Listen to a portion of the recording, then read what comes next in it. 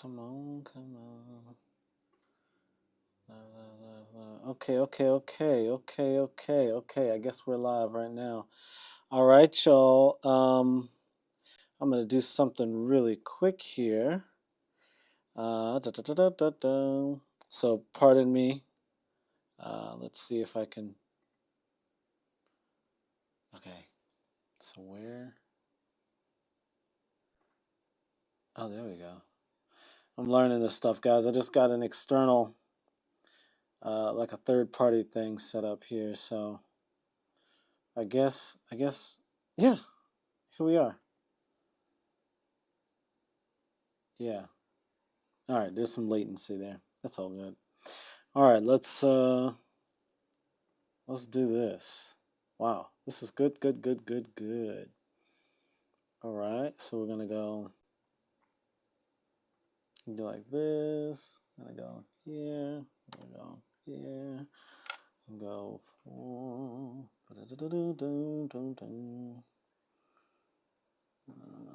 Okay, the muscular guys here. All right, muscle boys. All right, let's do some. Let's do some magic here, y'all. Hey, if you're in the chat, just drop your name. Just say hey, and give me about 10 seconds. This is big. This is huge, guys. This is huge. I was thinking about this and I'm so exciting for what just happened, y'all. It's so exciting, so exciting. Pardon me. I'm trying to figure out a good, oh goodness. We go right here. I'm trying to figure out a good font for this, y'all. So, pardon me. All right. I'm going to have to just go with that. Oh, God. All right. Okay, let's see here. Let's see. If you're here, just pardon me. I'm not used to there being more than just a handful of people. So if you're waiting, come back or hang out because we're about to discuss the future of the species. All right. Done. Saved. We're back here. Let's see here. Do we have anybody in the group? Okay, no one in the chat yet. No one in the chat. So I'm just going to drop something in the chat saying, hey, it's about to go down. To go down. Boom. All right.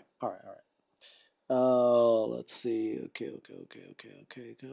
Good. We don't have any viewers yet, so pardon me, guys. Like I said, this is a little. I'm just doing the best I can with this. This new software here, Cinemaker. I'm kind of liking it, so I probably should just get right into it. How many minutes have I lost? Just talking. All right, 3 minutes, 4 minutes. All right. Come on, we got this. All right. All right, major news flash, y'all. Wes Huff is joining Joe Rogan. Actually, he already went on the Joe Rogan show today. I saw the post, and I was like, God, I got to say something about this. Why? Because it has so much impact on the geopolitical Christian movement. I mean, we're getting ready to see exceptional shifts in the future of Christianity. And so I want you guys to kind of tune into this, pay attention, because it's about to go down, guys. It's about to go down. So this is a really exciting moment. And I know I'm not saying a ton right now. I'm just going to keep that minimized. I'd happily share my screen with you guys. Maybe I should just go ahead and do that, huh? No, I'm not going to do that yet. But yeah, okay. We're just going to do, I think there's some latency. Yeah, there's some latency here. So it's not going to show you guys what's happening real time. Um, so we're just gonna do the best we can we got here. All right, you guys. Joe Rogan is, I love this guy. Listen, he is he is Trump's Oprah. Trump, so Oprah got Obama into the presidency in 2008. She's the one that took him over the top. And that's when media realized we can use celebrity to push agendas. I mean, they've been doing it for a while, but they didn't realize it could actually change the course of events and actually impact who becomes president. And so when Obama became president, obviously there were a lot of other things happening. It was Oprah Winfrey that got the women's vote, the minivan driving soccer moms and those sorts to get on Obama's train. And so they tried it again with Kamala, and it didn't go so well because people would realize celebrity doesn't really matter. The type of celebrity that matters now is authentic celebrity, like what you see on Joe Rogan. He's very authentic, he's real, and we love that about him. Again, I put this out about 2 years ago before anybody thought Trump was going to get back in. And I said, we're going into a red wave. We're going into a red wave. This was 2 years ago. And I said, pay attention because politically we're shifting all the way right. Now, the right has been purified of its uber, like psychopathic fanatics and all those people, but you still have a little of them, a few of them, but you don't necessarily have them in the Trump cabinet because Trump's not your typical Republican. He ended the old Republican way of being. So this is exciting. So let's get into the big news. The big news is here that Wes Huff is going to be on the Joe Rogan podcast. And it is exceptional. It's exciting. And this is massive, because Wes Huff debated Billy Carson and had 24-hour notice and absolutely obliterated Billy Carson. I love Billy Carson. I still think he's extremely valuable. I did have a lot of questions about the authenticity and the veracity of his argument. I also didn't really buy into his alien stuff because I was like, come on, Billy, man, who are you working for? Because there's really no evidence for aliens. And people will say, what about the drones? What about the photos? No, there's no aliens, y'all. All right. And I've had enough extraterrestrial encounters to be able to say that with honesty. So yeah, well, I'm talking about I've seen and interacted with aliens. How could I say that there's no aliens? That's another video for another day. You want to hear more about that? Like, share, subscribe, and that way you'll be able to get the real scoop on what's going on. I met Stephen Greer. Like I've interacted with a lot of people in that world. I was a member of MUFON for a while, not a long time, probably about a year, not very long, but I was an investigator for them for a very short period of time. I definitely had some encounters, but I can tell you after all that I've experienced, there are no aliens, y'all. There are no extraterrestrials.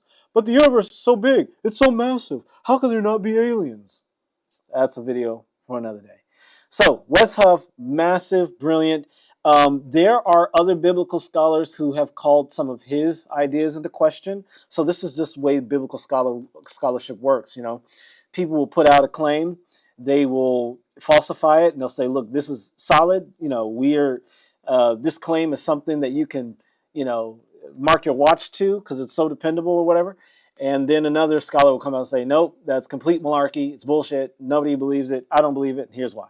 So anyway, Billy Carson was low-hanging fruit. He was very easy to debunk, extremely easy. First of all, you're talking about Anunnaki coming in and like, okay, all right. And then again, I love Billy Carson. I think he's brilliant. I think he's very valuable. But I don't necessarily agree. And here I am saying this after the fact, right? But Wes Huff obliterated him, and it allowed Wes Huff to get a lot of notoriety. Billy Carson was on Joe Rogan, and then now we've got Wes Huff, man. I'm so excited. And this is what geopolitical Christianity is about. Like, we are going into a golden age. Listen, if you grew up a Christian, if you grew up believing in this exceptional Word of God, and I really mean it's the Word of God. It is the Word of God because it is, it's pluralist.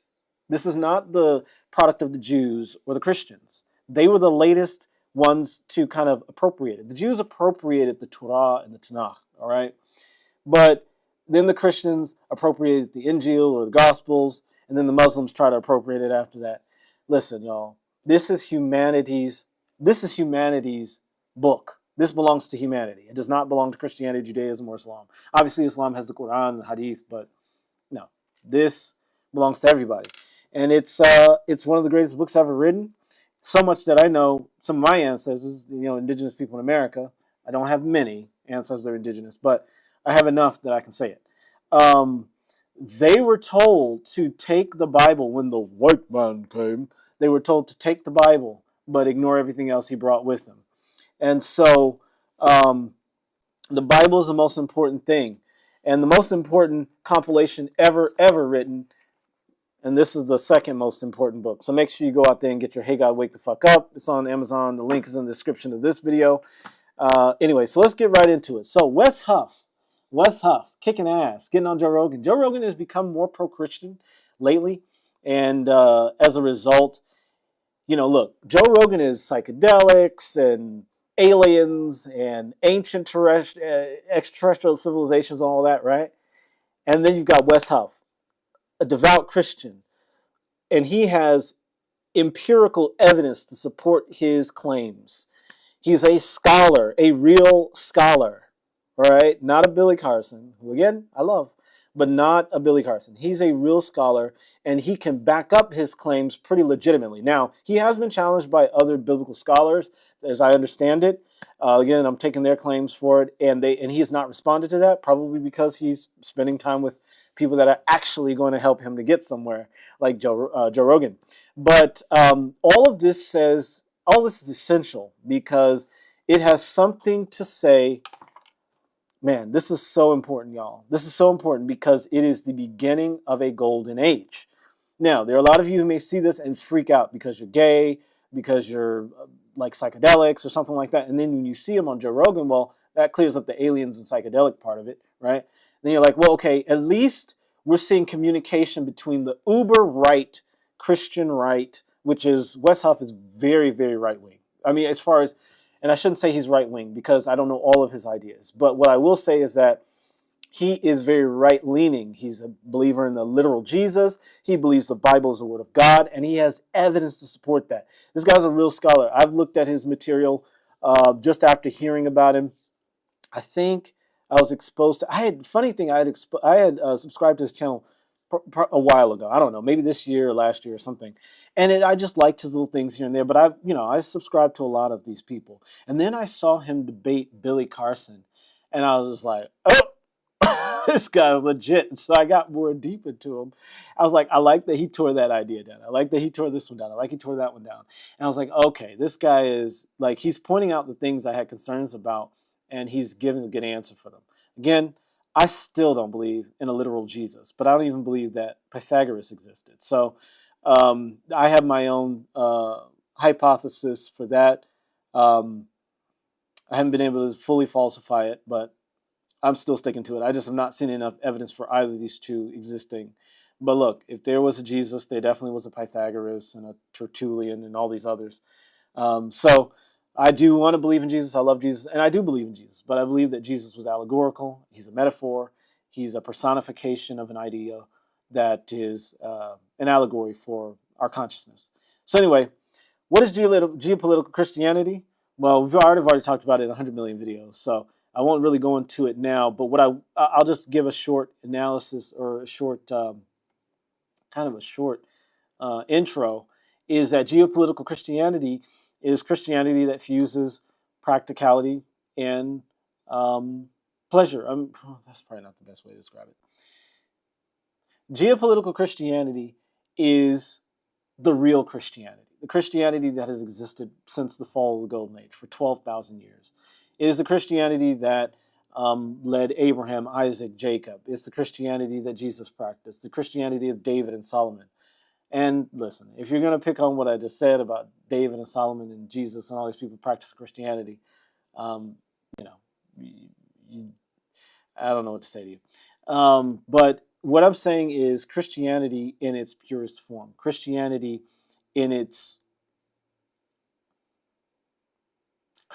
by another name. It's the religion of the ancients. And that's what this book, Hey God, Wake the Fuck Up, is talking about. Again, I'm not calling them Christians here. I'm just talking about an ancient system of advanced peoples who understood the fusion of spirituality and science. And there was no real fusion. They were the same thing. Spirituality doesn't exist without science, and science doesn't exist without spirituality.